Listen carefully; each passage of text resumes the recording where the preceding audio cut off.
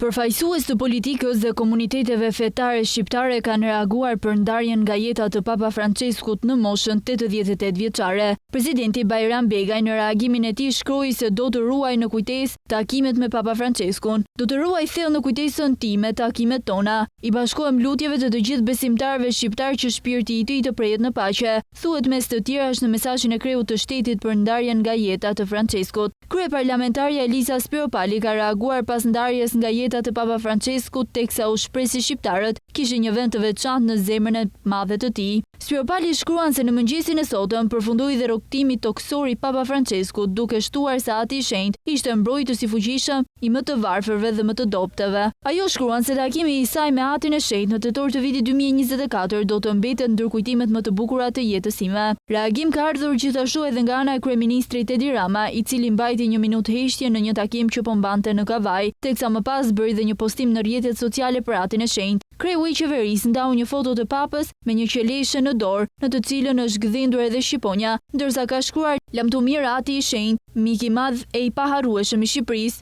Në takimin në Kavaj, Rama e kujtoi Franceskun si një pap ndryshe me të cilin kishte një raport personal me të. Rama kujtoi vizitën e Papës në Shqipëri në vitin 2014 dhe fjalën e tij që në vend nuk ka bashkëjetesë fetare, por vllazëri fetare. Kujtoi gjithashtu edhe një bisedë me të se ka krijuar shumë armiq. Lideri i opozitës Ali Berisha ka nisur fushatën në Puk me një minutë heshtje për Papa Franceskun, i cili u nda nga jeta në moshën 88 vjeçare. Berisha u shpreh se Ati i Shenjtë ishte një burr i madh i njerëzimit dhe një mik i shuar i kombit shqiptar. Kreu i Partisë Demokratike u shpreh se mbar njerëzimi ka humbur një kolos të mendimit dhe besimit tek Zoti. Në fjalën e tij, Berisha tha: "Të nderojmë me një minutë heshtje një burr të madh të njerëzimit, një mik të shuar të kombit shqiptar, Papa Franceskun, i cili u nda sot nga jeta. Këshërimi, mbar njerëzimi, shqiptarët kanë humbur një kolos të mendimit, besimit te Zoti, por edhe të dashurisë e respektit tek njeriu." Drejtuesi i koalicionit Euroatlantik Lulzim Basha ka reaguar për ndarjen nga jeta të Papa Franceskut, duke e cilësuar si një udhëheqës shpirtëror dhe simbol të dashurisë, paqes dhe përkushtimit. Basha ka ndarë momentin kur është takuar me Papën kur vizitoi Shqipërinë në shtator të vitit 2014, kohë kur drejtonte Bashkinë e Tiranës, ku dhe i dha